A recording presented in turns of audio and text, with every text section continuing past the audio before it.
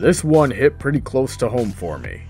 I've been in Starlight Glimmer's shoes several times over the past few years, and each time has left me with less and less patience towards situations like this and the Trixies who provoke them. However, situations like what we saw in All Bottled Up only reach a magnitude of this severity when the Starlights are also making the wrong choices with such consistency. I'd like to talk about Starlight's role in this first, since I'm certain many of us can relate to her more closely. You would be hard-pressed to find a friend who doesn't aggravate you in some way. But as we saw through Starlight's literal take on the old colloquialism, bottling up that frustration is very unhealthy. Through countless first-hand and second-hand experiences, I can attest to the accuracy of her progressively disheveled hair, tired eyes, and apathy towards the situation after a day of dealing with Trixie's antics. We also saw how each instance of Trixie's ignorance brought on more anger quicker, thus showing how anger increases exponentially, but you only have so much room to store it, regardless of whether you're bottling it literally or figuratively. So just imagine the shape that Starlight would have been in after dealing with this for an extended period of time. I understand wanting to conceal the anger. Forgiveness is an important aspect of any relationship, and most people don't want to hurt those that they care about with retaliatory actions.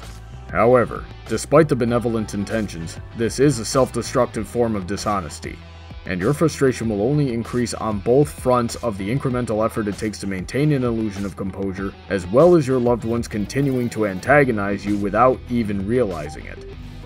Every facade eventually cracks under the weight of its own maintenance. When emotions like anger are allowed to compound on themselves, they become increasingly volatile, thus making the inevitable break much more damaging. This has harsh implications on your own mental and physical health as well. Frequent anger can cause depression. It will raise your blood pressure and release hormones related to the fight or flight response, which burns energy very quickly. That will cause fatigue, which will increase the depression. Continued long-term exposure can wreak havoc on your digestive and cardiovascular systems, leaving you susceptible to a variety of health problems. These things will, of course, cyclically and exponentially increase your fatigue and depression. So take another look at Starlight when this was reaching its zenith and know how carrying that bottled up anger manifests itself externally. Is that someone who looks like they'd be fun to be around? Does this look like someone that most people would want to have as a friend? Does it still seem like a good idea to keep that anger bottled up? If you want to save your relationships, it's better to be open and vent your frustrations when they are small and easy to work through. As I said, I understand the desire to conceal. Opening up is a double-edged sword because how others react is completely outside of your control.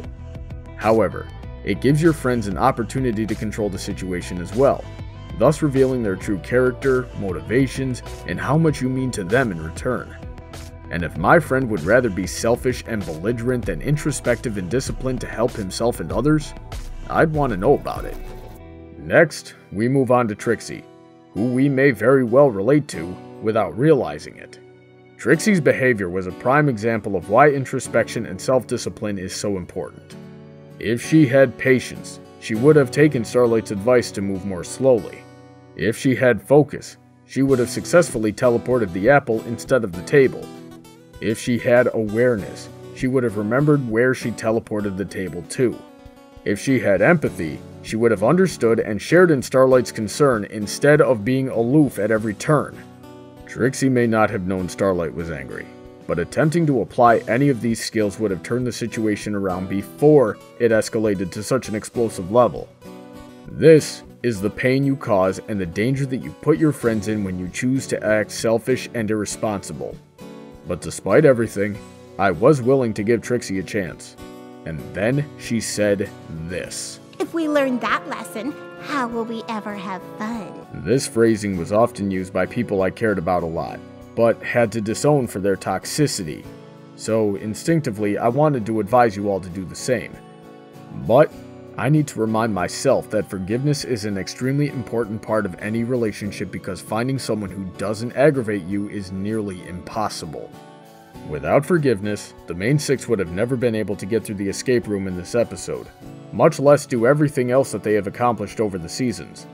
Overcoming conflict, honest communication, and forgiveness is what makes our relationships strong, so that together we can do things that would be impossible to do alone. However, people who refuse to learn or better themselves will continuously repeat their mistakes. They often try to justify their ignorance and perpetuate the cycle of angering and abusing the trust of those who care for them. Doing these things shows that you are ungrateful for the love of those who care about you and makes you untrustworthy as a friend. You'll also likely surround yourself with like-minded individuals who will put you in Starlight's situation repeatedly. Or, nobody will want to associate with you at all. I have been through this situation several times, and the relationships did not survive. Starlight and Trixie's friendship would have been the same. But when Starlight's anger exploded, she realized how unhealthy it was to bottle it up and learned to open up instead. If they continue to forgive each other, then as long as they learn from their mistakes, their friendship will continue to grow stronger, and someday they might set the escape room time record. And hopefully we can do the same. And that's the moral of the story. If you have any comments, critiques, or suggestions, you can send me a message by following Brawny Buck on Tumblr or sending an email to bronydebates@gmail.com. This video was supported by all of my generous supporters on Patreon.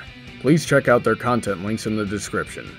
You can also see how you can join them in supporting my channel and what you would get in return. Have a great day, and I look forward to hearing from all of you soon.